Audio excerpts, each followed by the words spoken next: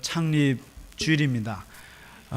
우리가 23년 전에 이 교회 이곳에 새사람 교회가 세워지게 된 것은 마태복음 16장에서 예수님이 선언하신 교회 창립의 말씀에 근거해서 그렇습니다.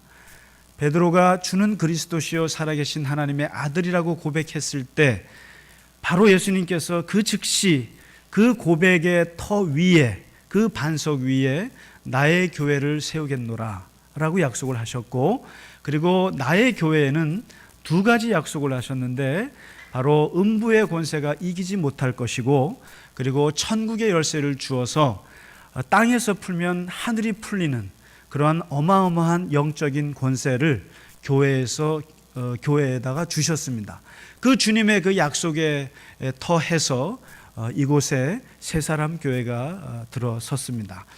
오늘 우리가 이 기쁜 날에 주님께서 당신의 교회를 위해서 무엇을 원하시겠는가라고 생각을 해보면, 오늘 그 말씀이 마태복음 28장, 또 마가복음 마지막 장, 누가복음 마지막 장, 요한복음 마지막 장에 예수님께서 제자들에게 하셨던 그 말씀이 결국 주님의 유언이었고, 주님의 마지막 가장 위대한 명령이라고 해서 지상 명령이라고 합니다. Great Commission이라고 우리가 영어로 씁니다만, 그래서 오늘 말씀은 주님께서 우리 교회를 향하신 주님의 가장 강력한 메시지가 되는 것입니다.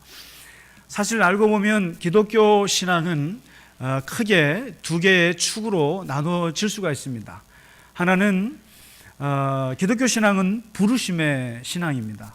하나님께서 우리를 부르신, 그리고 끊임없이 우리와 함께 하시려고 하시는 부르심의 신앙이 있고, 또 한 가지는 보내심의 신앙이 두 가지가 있을 수 있습니다. 70세가 된 아브라함을 하나님께서 부르셨습니다. 그리고 호렙산 기슭에서 양치기로 있던 80세의 모세를 주님께서 부르셨습니다. 그리고 선지자 엘리야를 호렙산에서 세미한 음성으로 부르십니다. 그리고 광야 시대의 이스라엘 사람들은 하나님의 부르심에 어떻게 해서든지 하나님과 같이 해보고자 성막을 만들어서 주님께 나아가고자 했습니다. 그래서 주님을 어떻게 만날까, 어떻게 제사를 드릴까, 이것이었습니다. 그리고 수많은 선지자들이 외쳤던 내용이 바로 주님께로 나아가라는 것이었습니다. 미가 같은 선지자는 내가 무엇을 가지고 우리 주님께 나아갈까? 내가 순양 1000마리를 가지고 나아갈까? 내 몸의 열매로 가지고 갈까? 내 자식을 가지고 갈까? 무엇으로 하나님께 나아갈까? 호세아 같은 사람은 오라 우리가 여호와께로 돌아가자. 우리가 여호와를 힘써 알자. 그래서 하나님께로 돌아가면 하나님께서 우리를 치유하여 주실 것이고 용서해 주실 것이다. 하나님께로 돌아가자고.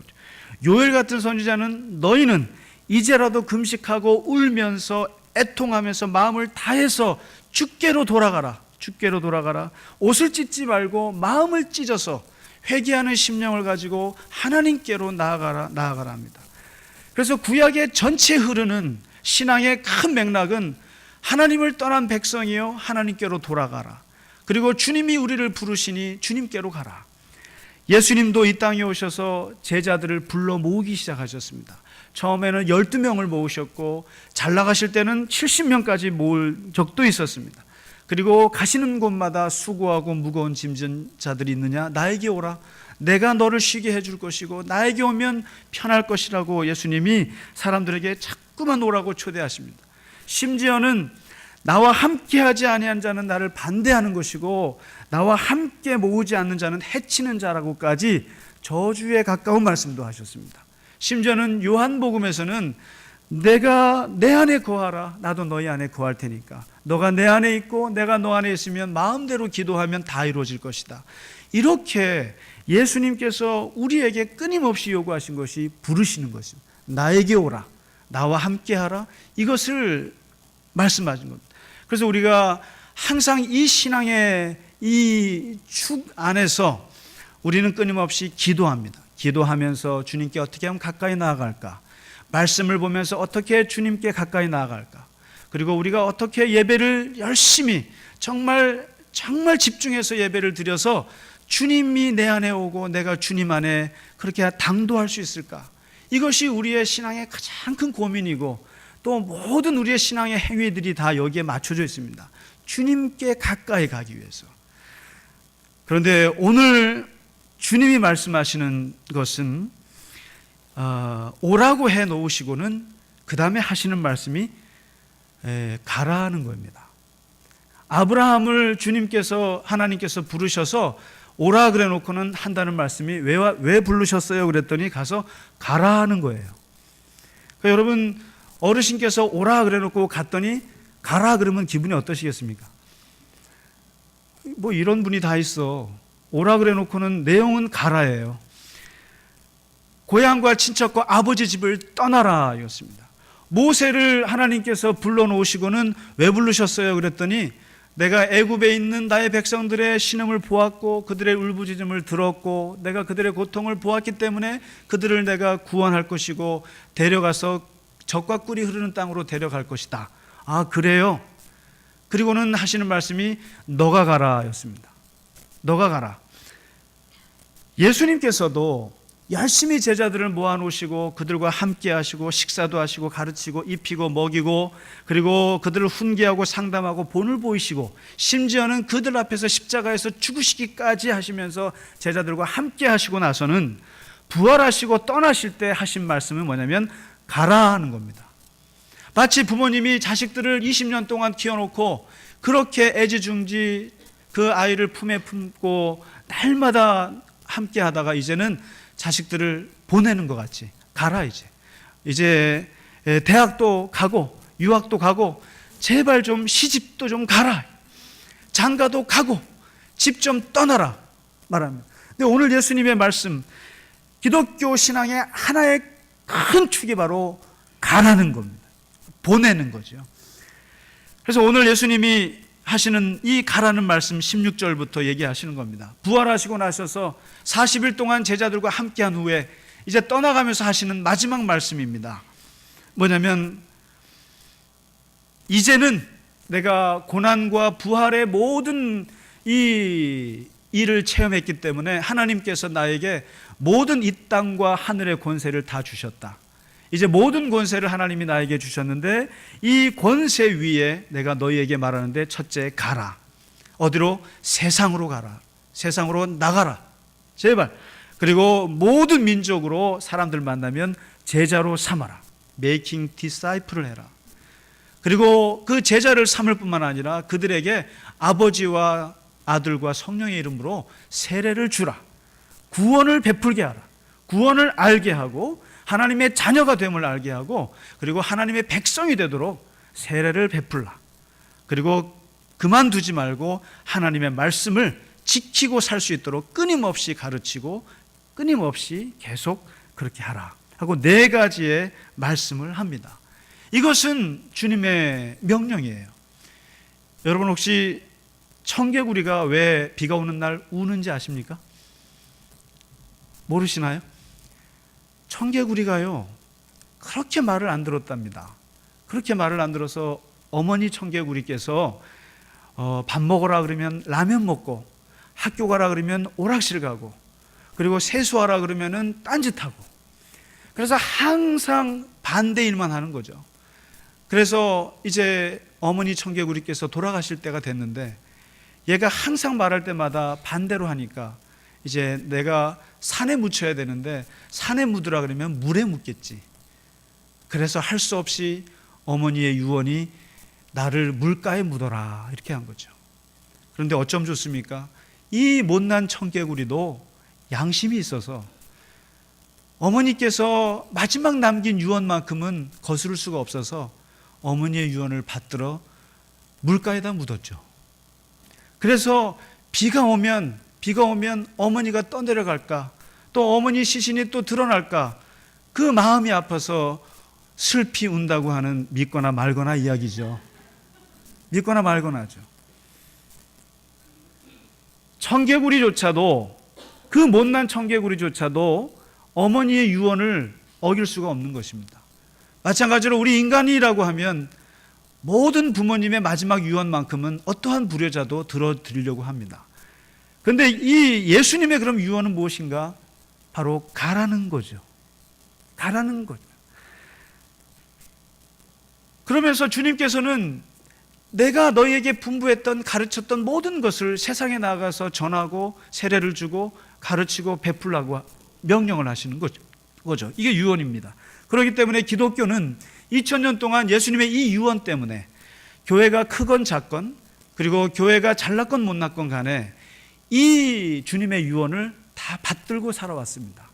그래서 우리 교회에서는 어떠한 교회도 선교에 대한 부담이 없는 교회가 없고 구제에 대한 부담이 없는 교회가 없고 교육에 대한 부담이 없는 교회가 없고, 그래서 이 세상에 가장 많은 고아원과 양로원과 복지관과 그리고 많은 복지시설과 이런 선교시설들을 만들어내는 기관은 교회밖에 없습니다. 왜냐하면 주님의 마지막 유언이기 때문에 그렇습니다. 사실 하나님께서 최종적인 주님의 궁극적인 관심은 세상이라는 거죠. 오늘 주님은 말씀하십니다. 세상으로 나가라. 나의 관심은 교회가 아니라는 거죠. 그래서 요한복음 3장 16절에서 하나님이 세상을 이처럼 사랑했다고 했지 교회를 사랑했단 말씀을 하지 않았습니다. 서운하게도 너희는 세상의 소금이라고 했지 교회의 소금이란 말 한 적이 없으시고, 너희는 세상의 빛이라고 했지 교회의 소금이라고 하지 않았습니다. 이웃을 사랑하고 원수는 미워하라고 했던 그 옛날의 가르침을 뒤집으시면서 세상의 원수들도 사랑하지 못하면서 어찌 하나님의 자녀라고 말할 수 있겠느냐라고 예수님이 도전하셨습니다. 하나님의 관심은 세상에 있지 교회에 있지 않습니다. 사실 하나님은 교회를 통해서 세상을 섬기려고 하는 것이지 교회 자체를 하나님께서 목적을 두신 건 아니었습니다. 그런데 이스라엘 사람들은 마치 자기 자신들이 하나님의 목적인 줄 알았습니다. 거기서 나온 것이 선민의식이에요. 그래서 하나님이 우리를 선택하였다, 하나님께서 우리 이스라엘 백성을 선택하여서 우리만 구원하였다고 생각했습니다. 그리고 우리는 오직 예루살렘 성전에 모여서 거기서 예배드리고 하나님을 만나고 하나님을 충만하게 찬양하고 경배하면 그뿐이라고 생각했습니다. 그러나 하나님의 관심은 세상 열방에 있었다는 걸 몰랐습니다. 그래서 오직 성전 고집하고 그 엉덩이가 무거워서 성전에서 나가려고 하지 않을 때 하나님께서는 바벨론 제국을 들어쓰셨고 페르시아 제국을 들어쓰셔서 이스라엘을 쳐서라도 이스라엘 백성들을 포로로 끌려가게 하서라도 세계로 흩어뜨렸습니다. AD 70년에 로마 군대가 들어와서 예루살렘 성전을 완전히 파괴함으로써 이스라엘은 그때부터 진짜로 지중해 세계로 도망가는, 그리고 세계로 본토는 200만 명밖에 안 되고 세계 해외 동포가 800만 명이 되는 해외 동포 시대를 열게 됩니다. 하나님께서 오직 성전 우리끼리만 얘기했던 이스라엘을 흩어뜨리셔서 세계 민족이 되게 하셨고, 이것을 진작에 아셨던 예수님은 3년 동안 끊임없이 이방인들을 그리고 세상에 많은 버려진 사람들을 향해서 나갈 것을 촉구하셨습니다. 당신이 사마리아 사람들을 만나셨고, 당신이 친히 창녀를 만나셨고, 당신이 친히 욕먹는 세리들을 만나서 밥 먹고 그들과 함께 대화를 했습니다. 경계선을 깨뜨려서 세상의 사람들을 사랑하지 않고서야 어떻게 너희가 하나님의 자녀라고 할 수 있겠느냐 도전하셨고, 이것을 사도 바울이 이어받아서 헬라 사람들에게 이방인을 전하면서 기독교는 세계 종교가 됐고 보편 종교가 되었습니다.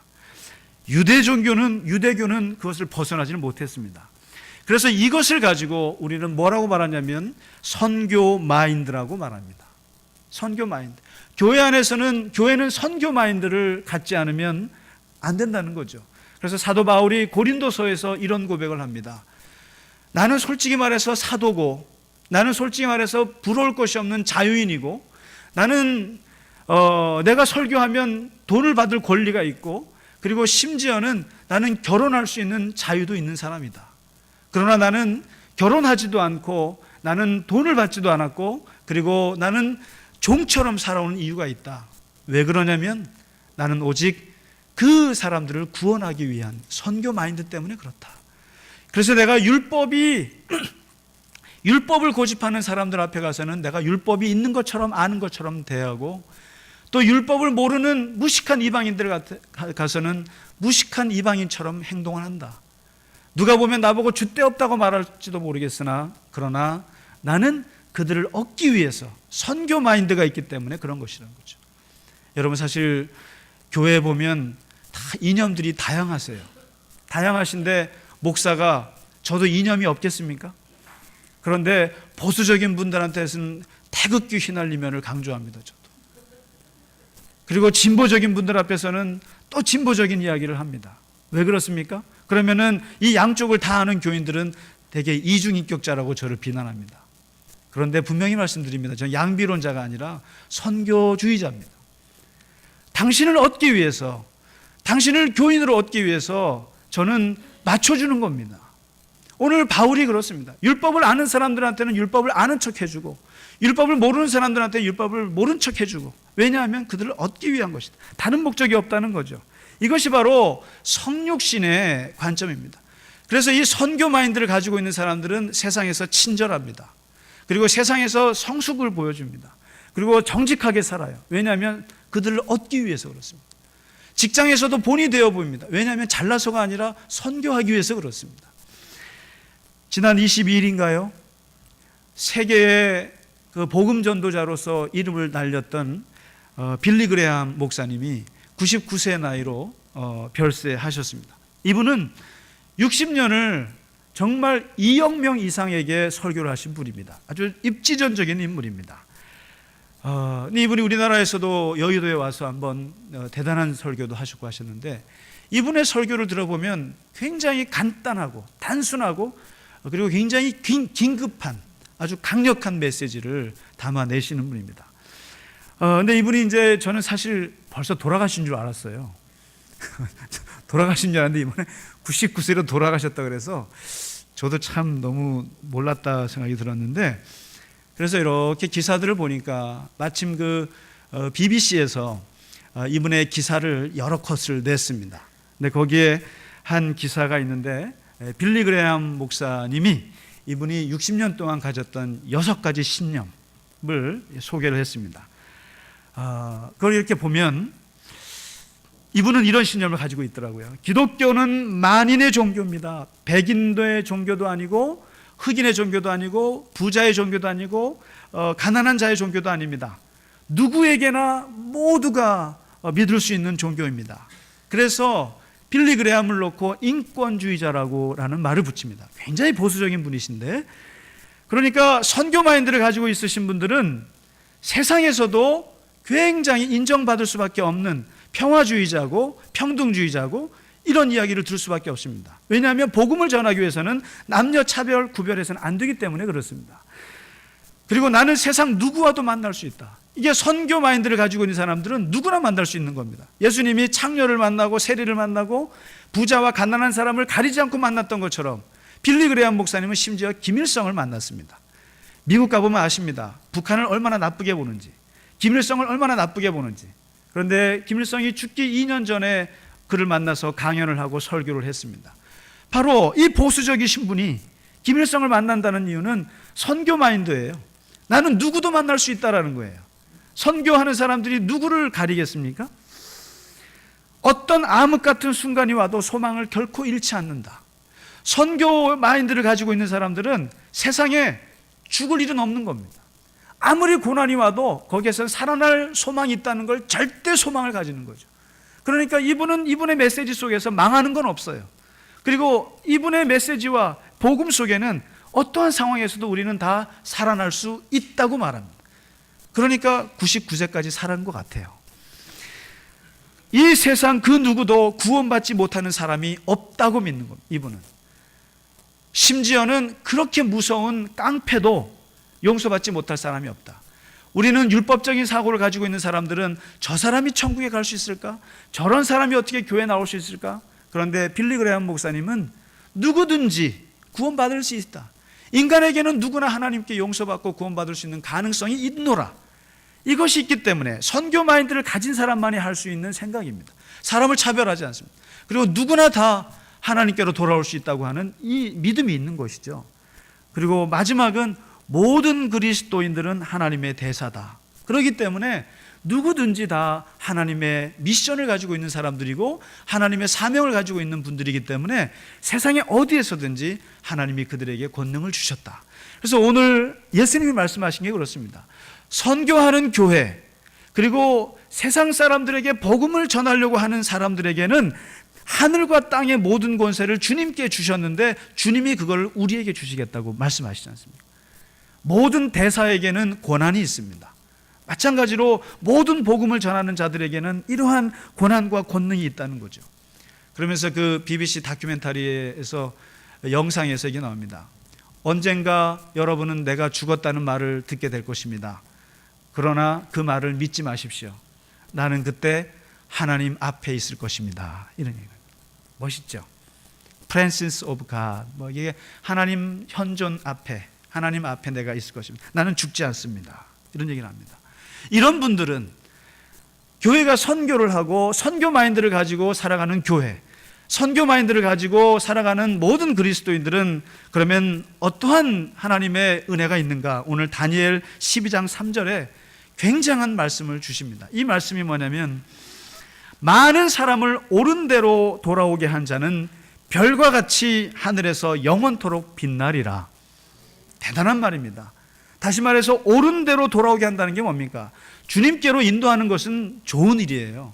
사람을 좋은 길로 인도하는 사람, 넓게 보면, 그러나 좁게 보면 주님께로 인도해서 하나님 자녀가 되게 하고 하나님의 나라를 알게 하고 그리고 그 사람을 좋은 길로 걷도록 옆에서 인도하는 사람들에게는 하늘에서 별과 같이 빛나는 영광을 누리게 될 것이니라. 이 말씀이 너무너무 좋아서 제가 아는 어떤 장로님은 매일같이 아침에 택시를 타고 택시기사한테 5만 원 줄 테니까 예배드리고 가라고 해서 1년에 52명을 전도하시는 분이 있어요. 그분 보고 왜 그렇게 하시냐고 했더니 바로 이 구절 때문에 그렇다는 거예요. 많은 사람을, 나는 이분에게 말씀을 전할 자신은 없어요. 그러나 교회로 가면 목사님 얘기를 듣겠죠. 듣건 말건 가서 은혜 받아서 예수 믿으면 그만. 나는 데려가겠다는 거예요. 옳은 대로 돌아오게 한 자는 하늘에서 별과 같이 빛나고 싶어서요. 그래서 그렇게 전도를 많이 하십니다. 컬링 이겼나요? 졌나요? 아이고. 저도 잘했습니다. 이번 평창올림픽의 키워드는 영미입니다. 우리 교회 영미라는 이름을 가진 분이 4분이나 계십니다. 흔하고 흔한 이름이라는 뜻입니다. 영미 친구 은정이, 영미 동생, 영미 동생의 친구, 또 영미의 뭐 해서 다 영미를 중심으로 해서 관계도가 형성이 돼서 이번에 정말 세계를 놀라게 했는데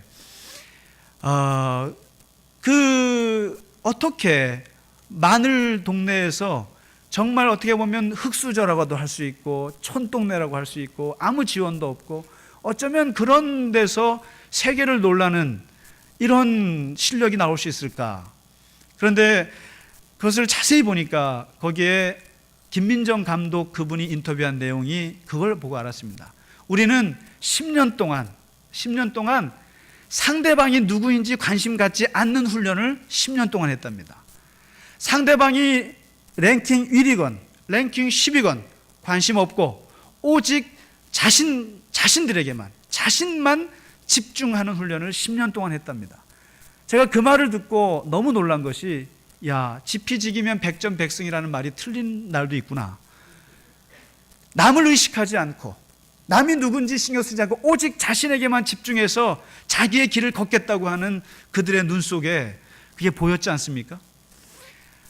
어찌 보면 오늘 주님께서 우리에게 하신 마지막이 유언이라고 하는 것은 우리가 다른 사람 눈치 볼 것 없고 오직 하나님께서 우리에게 맡겨주신 이 선교의 마인드, 선교의 명령, 그리고 선교의 삶에 대해서는 우리가 다른 사람 이 교회는 어떻더라 저 교회는 저떻더라 신경 쓸 것 없이 오직 새 사람 교회만이, 우리 교회만이 우리에게 주신 사명을 우리가 집중해서 우리가 이루어갈 때 금메달은 아니더라도 하나님께서 하늘의 별과 같이 빛나는 은총과 축복을 우리에게 주실 줄 믿습니다. 23주년을 맞은 우리 교회에 하나님의 은혜와 앞으로도 계속적인 하나님의 역사가 계속되리라 믿습니다. 우리 같이 찬양 505장 하시고 축도로 예배를 마치겠습니다.